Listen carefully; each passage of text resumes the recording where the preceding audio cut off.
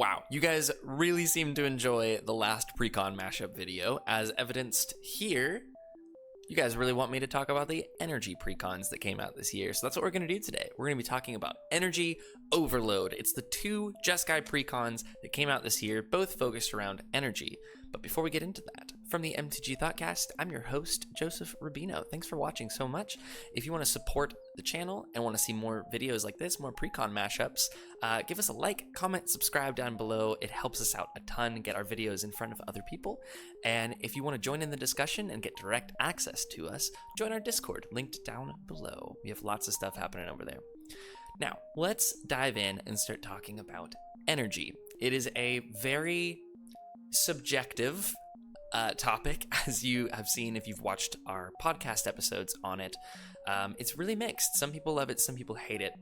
Clearly, energy is a theme that Wizards wants us to be playing more often in Commander, as they've put out both a Jeskai Energy Precon in the Fallout sets and a Jeskai Energy Precon in Modern Horizons 3 recently.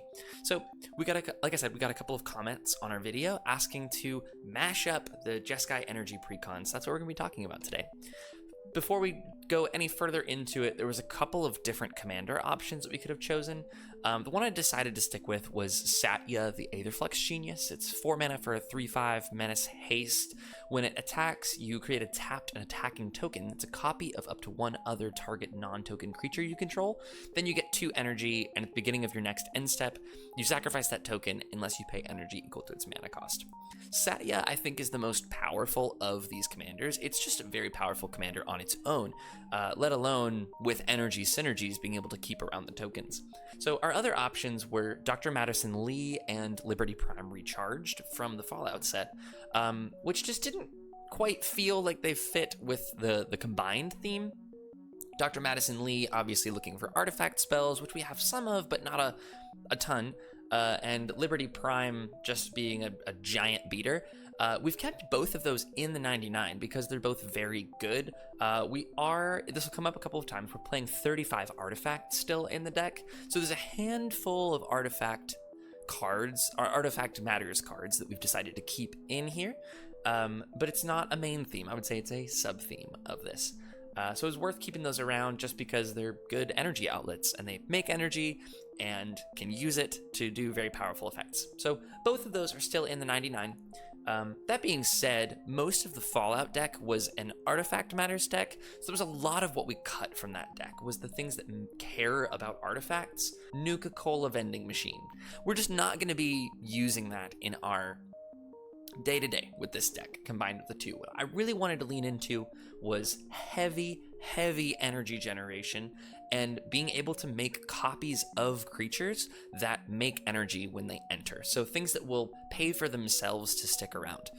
One of the most unbelievable includes that we get to do with this, by just using both of the precons, not adding any outside cards, is we get to add Sean, Father of Synths, in with Satya.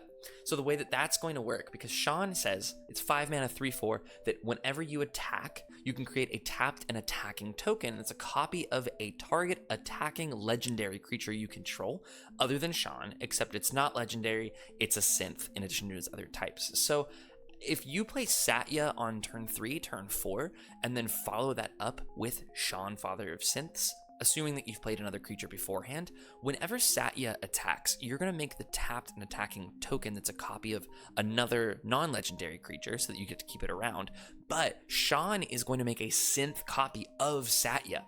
So now as these keep going, you're just going to snowball and exponentially make more creature tokens. So Sean is an unbelievable include into this deck from the Fallout series.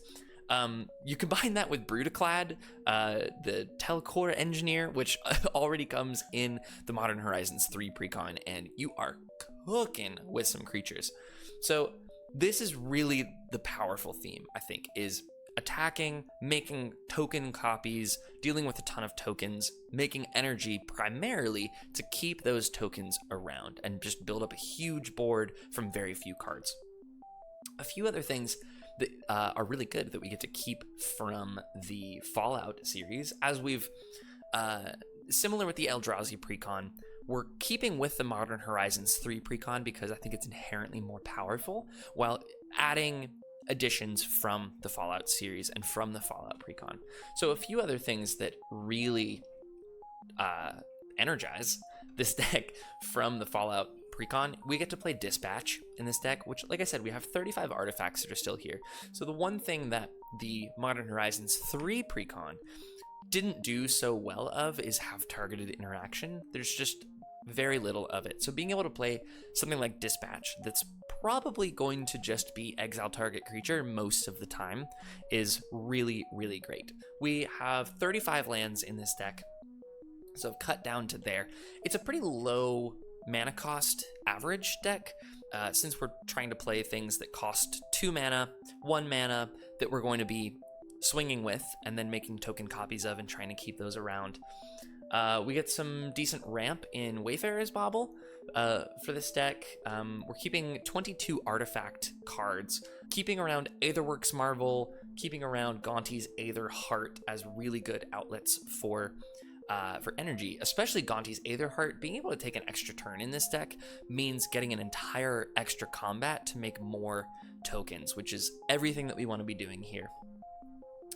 A handful of other really good cards that we get to keep from the Fallout series is a Panharmonicon in this deck. We have a ton of enters the battlefield abilities, even things like Assaultron Dominator, which also comes from Fallout.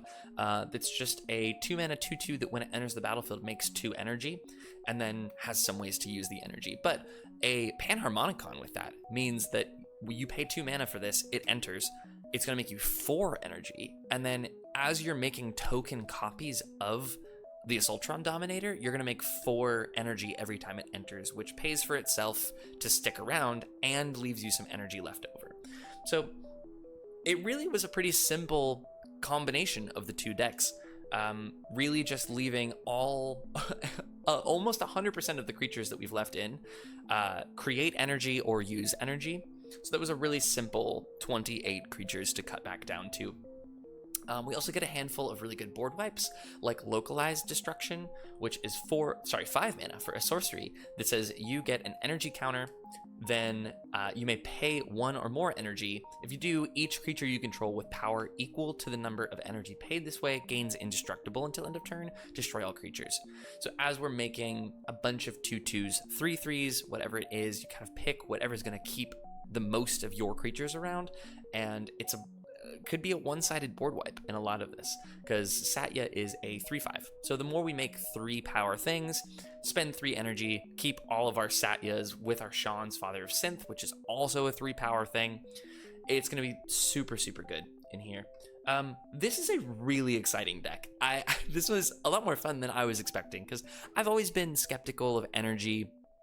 It's just another thing to keep track of.